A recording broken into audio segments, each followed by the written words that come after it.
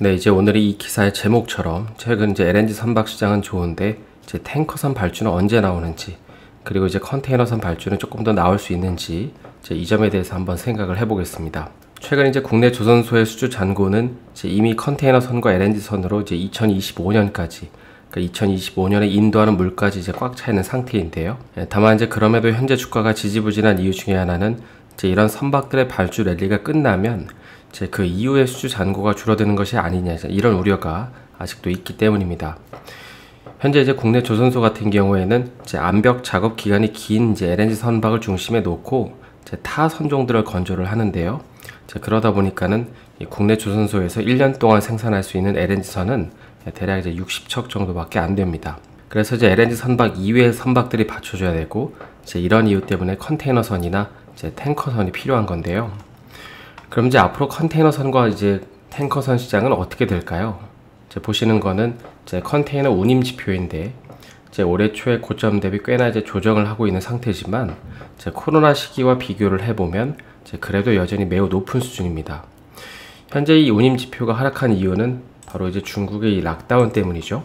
이제 며칠 전에도 보시는 것처럼 이제 중국의 우한 지역이 락다운이 됐는데, 이제 락다운이 되면 이제 사람들이 경제 활동을 못 하니까 이제 해운 수요가 이제 줄어듭니다. 그럼 이제 당연히 운임도 하락하겠죠. 물론 이제 조만간 락다운이 풀리면 이제 운임은 다시금 올라갈 가능성이 있다고 보여지는데, 이제 그에 더해서 내년에는 바로 이제 EEXI와 이제 CII 규제 때문이라도 이제 컨테이너선 발주는 조금 더 늘어나지 않을까 싶습니다. 왜냐하면 먼저 그 EEXI라는 건 이제 일전에도 한번 설명을 드렸지만, 그동안 이제 신조 선박에 적용되어 왔던 EEDI 규제를 이제 중고 선박에도 확대 적용하기 때문입니다. 여기서 이제 EEDI라는 거는 그 선박 1톤의 화물을 이제 1해리 운송할 때 배출되는 그 이산화탄소 양을 가리키는데요. 특히 이제 이 중에서 그 컨테이너선, 또 LNG, LPG 운반선은 이제 이산화탄소 삭감 규모를 최대 이제 50% 감축시켜야 되는데, 이게 이제 내년에는 그 신조 선박이 아닌 중고 선박에도 규제가 적용이 됩니다. 현재 그 2013년에 이전에 건조된 선박들은 이제 대부분 EEXI 규정을 이제 만족하지 못하고 있는데, 특히 이제 전체 대상 선박의 80% 이상이 이제 기준치 미달이라고 합니다. 그래서 이제 이런 선박들은 에너지 절감 장치를 탑재해서 이제 낮은 출력으로 천천히 가야 되는데, 이제 이렇게 되면은 이제 운항 시간이 길어지니까 용선이 불가능해지겠죠. 따라서 이제 결국 기준치에 미달되는 컨테이너선은 이제 퇴출될 수밖에 없고, 이제 새로운 선박으로 교체할 수밖에 없는 것입니다. 다음으로 이제 CII라는 건 이제 이런 건데요. 그 선박의 이제 탄소 배출량을 해마다 측정해서 이제 선박의 등급을 이런 식으로 나누고, 만약에 이제 이 하위 등급으로 분류된 선박은 향후에 이제 어떻게 이 문제를 해결할 것인지 대안을 제출하게 하는 이제 그런 규제입니다. 예를 들어서 여기 이제 A부터 E까지 이제 5단계로 평가를 하는데, 어떤 선주가 이제 2단계, 그러니까 매우 불량 등급을 받거나 여기 이제 D에 해당하는 등급을 받으면, 그러니까 3년 정도 받으면 그 선주는 이제 C 등급으로 올라갈 수 있는 계획안을 이제 제출을 해야 됩니다. 그리고 이제 만약에 이마저도 안 되면 이제 그 선박은 이제 시장에서 퇴출되거나 운항 금지가 되는 것이죠. 따라서 이제 종합해 보면 이제 환경 규제가 가해지면 이제 컨테이너선과 LNG선이 받는 영향이 가장 큰데, 특히 이제 이 CII 탄소 배출 규제는 이제 매년 기준이 높아지고 있습니다. 그래서 이제 만약 기준을 충족하지 못하는 선박들은 속도를 계속 낮출 수밖에 없고, 이제 이러한 선속 감소는 결국에 이제 선대의 감소로 이어지기 때문에 이제 마찬가지로 새로운 선박으로 이제 교체될 수밖에 없는 것이죠. 그럼 이제 다음으로 탱커선 시장은 좀 어떨까요? 간단히만 좀 살펴보면, 최근에 이제 신영증권에서 나온 이제 이 차트를 보면서 이제 우리가 알 수 있는 것 한 가지는, 이제 2021년에는 이제 탱커선 해체량이 늘어났다는 거고, 근데 이에 반해서 발주량은 이제 계속해서 이제 우하향하고 있다는 것입니다. 특히 이제 선봉량 대비 그 수주 잔고가 여기에는 이제 7.4라고 나와 있지만은, 이제 다른 리포트를 보게 되면 이제 5%까지 떨어지고 있다고 나오는데, 이제 이걸 보면은 그 시중에 돌아다니는 탱커선이 이제 계속 줄어들고 있다는 걸 알 수 있죠. 그리고 이제 또 최근에 나온 그 하나투자증권 리포트도 보면, 이제 올해 그 월간 누적 탱커 발주량이 이제 조선업 불황기 평균에 비해서도 이제 낮은 걸 이제 볼 수 있는데요. 물론 이제 올해는 그 작년만큼 이런 식으로 이제 폐선이 많이 되고 있지는 않은데, 왜냐하면 이제 중국과 인도가 이런 식으로 이제 원래라면 폐선돼야 될 그 탱커 선박들을 가지고 이제 수출 금지 국가인 뭐 이란과 베네수엘라 원유를 이제 몰래 수입을 하고 있기 때문입니다.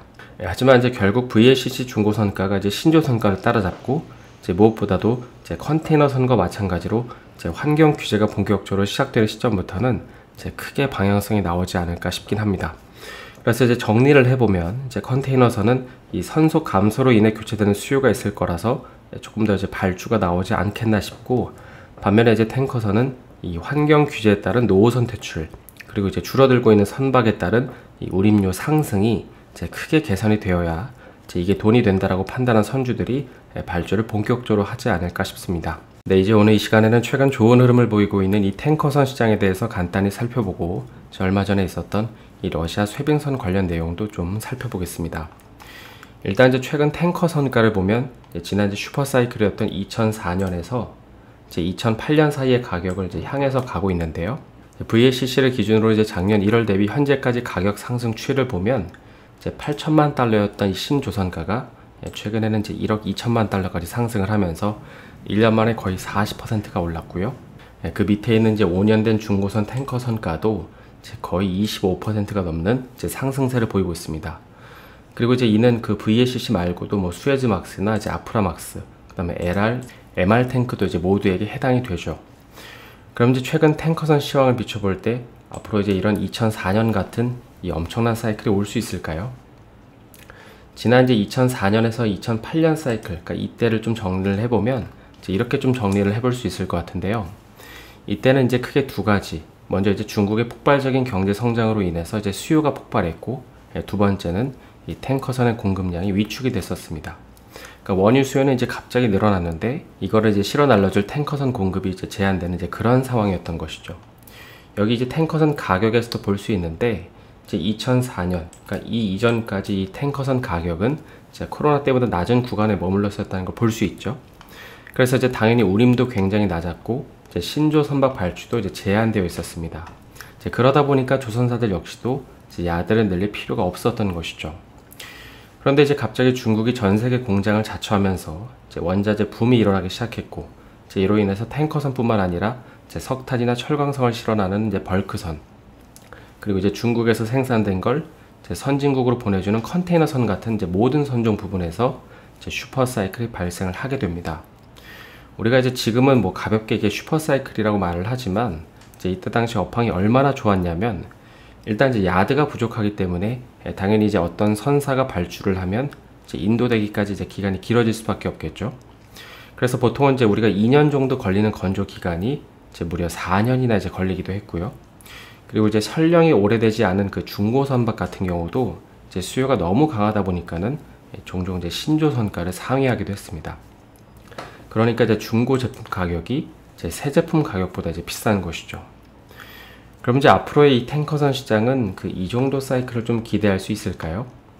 일단 이제 탱커선 시장을 바라보는 긍정적인 견해에는 이제 이런 게 있는데요. 이 국내 조선사들한테 이제 탱커선이 중요한 이유 중에 하나는 이제 시장 자체가 엄청나게 크다는 것도 있지만은 이제 이런 진부한 얘기 말고 현재 이제 국내 조선사들이 이 탱커선 부문에서 주목을 받는 이유는 바로 이제 연비 때문입니다.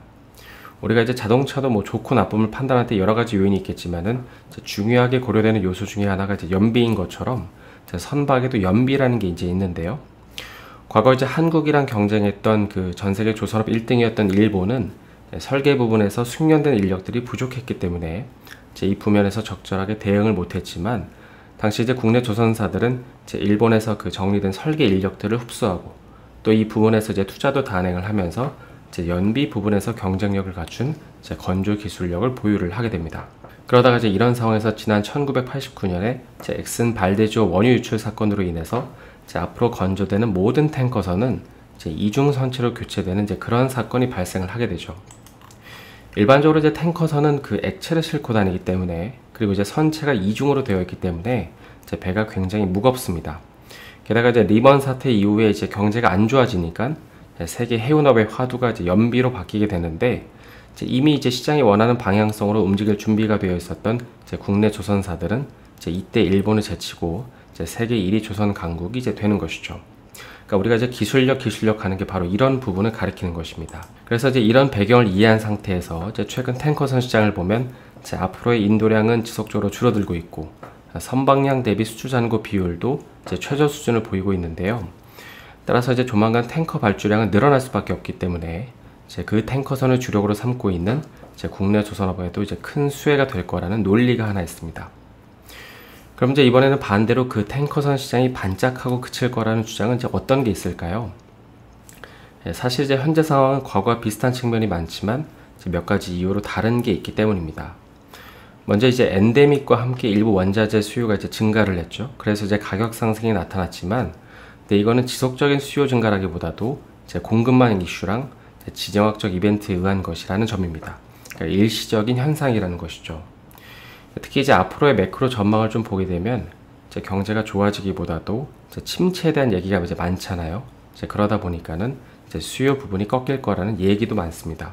두 번째로 이제 현 시점에서 탱커 선주는 이제 원유 수요 피크에 따른 업황 고민도 해야 되고, 또 환경 규제에 대응하기 위한 투자 지출도 고민을 해야 되는데, 근데 이제 2004년에서 2008년에는 이제 이런 고민 없이 그냥 발주만 하면 됐었습니다. 그런데 현재는 이제 이에 더해서 이제 후판 가격, 또 스크러버, DF 엔진 이런 이제 환경 규제 대응 비용으로 인해서 이제 그때처럼 이제 중고 선가가 신조 선가를 상회하기는 어려워 보이는데, 그러니까 이제 그때처럼 중고 선가가 이제 신조 선가를 뛰어넘는 그런 상황은 이제 발생하지 않을 거라는 것이죠. 이게 이제 어떤 산업이 슈퍼사이클에 들어섰다 이런 개념을 좀 대입을 하고 싶으면, 이제 물건이 없어서, 그러니까 중고 제품 가격이 엄청나게 급등을 할 정도로 이제 수요가 늘어나야 되는데, 이제 과연 탱커선이 그 정도로 이제 필요하겠냐는 것입니다. 그럼 이제 이런 양쪽의 의견을 놓고 봤을 때 앞으로 어떻게 될까요? 개인적으로는 이제 뭐 양쪽 다 일리가 있는 말이지만, 이제 한 가지 분명한 점은 이 탱커선, 그러니까 현재 이제 탱커선의 증가 속도를 고려해 봤을 때 현재 이런 탱커선 운임의 상승세는 좀 이런 내용을 이제 반영하는 게 아닌가 싶습니다. 이제 수요가 늘어나는 것도 있지만 이제 공급이 부족해서 이제 가격이 오르는 이유가 이제 더 크다는 것이죠. 따라서 이렇게 되면 이제 탱커 선주들은 이제 운임이 더욱 오를 거라고 기대를 해서 이제 선박 투자를 고려할 수밖에 없습니다. 물론 이제 우리가 뭐 그 시점을 언제라고 정확하게 말하기는 어렵지만, 그럼에도 이제 현 시점에서 분명한 건 이제 탱커 수주 잔고는 하락을 하고 있고, 이제 그로 인해서 돌아다니는 그 시중에 돌아다니는 이 탱커선이 줄어들면서 이제 탱커 운임도 상승을 하고 있기 때문에, 이제 이러한 데이터를 알고 있는 탱커 선주사들은 이제 우리가 예상하는 것보다 조금 이른 시기에 이런 식으로 이제 탱커선 투자에 나설 가능성이 있다는 것이죠. 다음으로 이제 두 번째는 우리가 이제 익히 알고 있지만 이제 러시아 때문에 쇠빙선 시장이 좀 더 빠르게 개화할 수도 있다라는 내용인데요. 며칠 전에 이제 푸틴은 그 새 해군 독트린에 서명을 했는데, 이제 그 내용에는 극동에서 대형 선박 건조를 위해 이 현대적인 하이테크 조선 산업을 발전시킨다, 그러니까 이런 이제 문구가 있었습니다. 그럼 이제 푸틴은 이제 왜 이런 문구에 서명을 한 걸까요? 현재 이제 북극해 같은 경우에는 1,300억 톤의 석유랑 천연가스가 매장되어 있다고 하죠. 그리고 이제 전 세계의 니켈과 플래티늄의 한 40% 정도가 이제 매장이 되어 있다고 합니다. 이제 그러다 보니까 몇 년 전부터 러시아는 이제 이곳에다가 이제 4m 두께의 얼음을 부수면서 이제 10노트의 속도로 가는 쇠빙선을 구축할 계획을 가지고 있고, 그래서 실제로 이제 러시아는 아톰플롯 원자력 쇠빙선 건조에 이제 박차를 가하고 있습니다. 지금 이제 러시아 같은 경우 그 원자력 항공모함은 없어도 이제 원자력 쇠빙선만큼은 구축을 해야 된다, 이런 이제 스탠스인데, 왜냐하면 이제 앞으로의 전쟁에서는 이 대형 항공모함의 가치가 줄어들 거라고 판단을 하고 있기 때문입니다. 그보다는 이제 본인들이 보유하고 있는 이 지르콘 같은 이제 극초음속 미사일이나 이제 벨고로드 같은 이제 이런 핵 잠수함의 중요성이 더 부각될 것으로 이제 보고 있기 때문이죠. 실제로 뭐 갑론을박이 있지만 대형 항공모함 같은 경우에는 이 극초음속 미사일 2방만 맞으면 이제 그대로 박살이 나기도 합니다. 따라서 이제 지금 누구보다도 지구 온난화가 가속화되기를 바라는 러시아 입장에서 보면, 만약에 최근 같은 이제 급격한 기후 변화로 인해 이제 러시아 동토에 더해서 이제 북극해도 빠르게 녹는다면, 이제 건국 이래 최초로 바다가 생기는 만큼 본인들이 이제 추진하려고 하는 이 쇠빙선 시대를 좀 더 이제 빠르게 성장시키는 게 아닌가라고 판단을 하는 것 같습니다. 네, 이제 오늘 이 시간에는 최근 반등하고 있는 VLCC 운임을 통해서 이제 이러한 현상이 일시적인지 아니면 이제 연속성이 있다고 보는지 그 점에 대해서 한번 생각을 해보겠습니다. 현재 이제 러시아 우크라이나 전쟁 이후에 이제 전 세계 원유 시장의 흐름이 이제 바뀌고 있는데요. 그리고 이제 그 가운데는 이 VLCC를 포함한 탱커선 시장이 있습니다. 처음에는 이제 많은 전문가들이나 뭐 투자가들도 이 탱커 선박에 대한 수혜가 단기적으로, 그러니까 일시적이라고 예상을 했지만, 최근에 이제 벌어지는 일련의 사건들을 보면 이제 이게 조금 더 길어질 거라고 전망을 하고 있습니다. 그럼 이제 그 이유가 무엇일까요? 먼저 첫 번째는 이제 더 많은 러시아산 원유가 이제 오랜 기간 동안 이제 인도랑 중국으로 향할 것이기 때문입니다. 현재 이제 중국 같은 경우 그 사우디를 제치고 러시아로부터 제일 많이 원유를 수입하고 있고요. 그리고 이제 인도도 이 그래프를 보시면 이 황토색이 이제 인도로 수출되는 원유량인데 지난 2월에 대비해서 현재는 이제 어마어마하게 수입량을 늘렸습니다. 지금 이제 유가가 90에서 100불에서 왔다 갔다 하는데 러시아가 이제 본인들만 70불에 수출해주겠다고 하면 이제 이걸 안 살 이유가 없는 것이죠. 다음 이제 두 번째 이유는 이 현재 러시아산 원유 수입을 금지하고 있는 유럽이 이제 앞으로는 이 다양한 곳에서 원유를 수입할 수밖에 없기 때문입니다.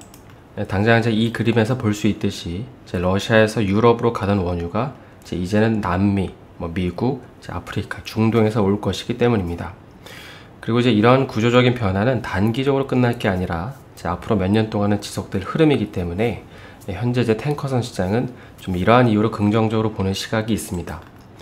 그래서 이제 여기까지 정리를 해보면 최근에 이제 원유 시장에서는 이 원유를 보내는 쪽이나 이 받는 쪽에서 수요가 늘어나고 있고 또한 이제 지리적으로 먼 거리에서 수입과 수출을 해야 되기 때문에 운임이 오르면서 최근에 이제 VLCC나 이제 수에즈막스 그리고 이제 아프라막스를 가리지 않고 다시금 이제 좋은 흐름을 보이고 있는 것입니다. 특히 이제 가장 최근에는 이 아프라막스나 수에즈막스급 같은 이 단거리 전용 중형 선박 시장이 좋은데요. 이제 그 이유에 대해서도 뭐 여러 가지가 있겠지만 일단 이제 아프라막스 같은 경우에는 이제 수심이 이제 15m 이내면 대부분 입항이 가능하고 이제 가용 가능한 선박수도 이제 많기 때문입니다. 물론 이제 아프라막스급 세 척을 쓸 바에는 이 VLCC 한 척으로 커버하는 게 낫지 않냐 이렇게 말할 수도 있지만은 기본적으로 VLCC는 입항 가능한 항구도 제한적이고요. 이제 시중에 풀려는 물량도 많지 않아서 이제 현재는 그 아프라막스급이 각광을 받고 있는 상태입니다. 그래서 이제 다시 이 그림을 보시면 이제 기존에 그 러시아에서 이제 파이프라인을 통해서 유럽으로 운반되던 원유가 이제 현재는 뭐 미국이나 남미, 아프리카 그리고 중동에서 수입을 하고 있기 때문에 이제 아프라막스나 수에즈막스급 선박들이 더 필요해졌고 이제 이러한 이유로 최근 운임 역시 오르고 있는 것이죠. 그럼 이제 이런 이유 때문에 아프라막스나 뭐 수에즈막스급 선박 시장이 좋다는 건 알겠는데 이제 이보다 조금 더 큰 탱커선인 이 VLCC 시장은 좀 어떨까요? 이 현재 시장에서는 이제 VLCC 시장 역시도 이제 방금 살펴본 이제 이 아프라막스급처럼 이제 앞으로도 더 좋아질 거라고 보고 있는데 이제 그 이유는 크게 이제 두 가지 때문입니다. 먼저 이제 첫 번째는 그 앞서 살펴본 것처럼 이제 러시아에서 아시아로 보내는 원유 비중이 더 늘어나고 있기 때문이고 두 번째는 이 수에즈막스급 시장이 커지면 이는 결국 VLCC 시장도 커질 것이기 때문입니다. 자, 하나씩 살펴보면 이제 일반적으로 먼 거리를 원유를 싣고 운송하는 가장 좋은 방법은 한 번에 이제 많은 양을 싣고 가는 것입니다. 그리고 이제 현재 이 경우에는 이제 VLCC를 활용하는 게 가장 효율적입니다. 하지만 이제 VLCC 같은 경우에는 이제 입항이 가능하려면 이제 수심이 대략 25m 정도는 확보가 돼야 되는데 이제 그러다 보니까 현재 러시아 같은 경우 이제 이러한 VLCC 입항이 쉽지 않다는 단점이 있는데요. 그래서 이제 최근에 어떤 방법으로 원유를 운반하냐면 이 러시아에서 먼저 아프라막스나 수에즈막스로 선적한 다음에 이제 이걸 다시 VLCC로 옮기는 것입니다. 특히 이제 가장 최근에는 이 아프리카에서 이제 동아시아로 보내는 원유도 이런 방식으로 운반을 한다고 하는데 대표적으로 여기 리비아나 이집트 같은 경우 이제 수에즈막스나 아프라막스급에 실은 다음에 이제 이걸 다시 이제 VLCC에 실어가지고 이제 이런 식으로 보내는 것입니다. 왜냐하면 이제 원유를 받는 동아시아 지역은 이제 VLCC 입항이 가능하기 때문이죠. 그래서 이제 한동안 VLCC 시장은 이제 강세를 보일 거라고 이제 보고 있는 거고요. 다음 이제 두 번째는 이 수에즈막스 때문이라도 VLCC 시장은 조금 더 강세를 보일 수 있다는 건데 여기 보시면 지금 이제 수에즈막스나 뭐 아프라막스 운임 지수가 여기 이제 파란색인 이 VLCC 운임 지수보다 이제 더 빠르게 올라가는 걸 볼 수 있는데요. 그런데 이제 만약에 이 VLCC 운임이 이제 그렇게까지 빠르게 상승을 하지 않는데 이 다른 운임들이 빠르게 상승하면 어떻게 될까요? 이제 수에즈막스 운임이 VLCC 운임에 비해서 너무 높게 상승하면 이 수에즈막스 두 척을 보내는 것보다 이제 VLCC 한 척을 이용하는 것이 더 낫기 때문에 결국에 선주들은 VLCC를 쓸 수밖에 없다는 것입니다. 따라서 이제 당분간은 이제 수에즈막스나 아프라막스 운임이 크게 꺾이지 않을 것으로 보이는 만큼 결국에 이 수에즈막스 운임이 이제 VLCC 운임도 밀어올리면서 이제 VLCC도 다시금 이제 좋아질 것이라는 것입니다. 그래서 이제 이런 식으로 이 VLCC 운임이 오르면서 이제 선박에 대한 수요도 늘어난다면 이제 과거 그랬던 것처럼 국내 조선사들의 주력 선박인 이 탱커선 수주를 조금 더 이제 빨리 기대해 볼 수 있지 않을까 싶습니다. 왜냐하면 이제 현재 탱커선 인도량도 2026년까지밖에 없고 탱커 선방량 대비 이 수주잔고 역시도 최저 수준을 보이고 있기 때문이죠. 그래서 이제 오늘은 최근 탱커선 운임 강세가 이 VLCC에도 영향을 미칠 수 있는지를 좀 살펴봤는데요. 오늘 영상이 도움이 되셨다면 좋아요와 구독 부탁드립니다.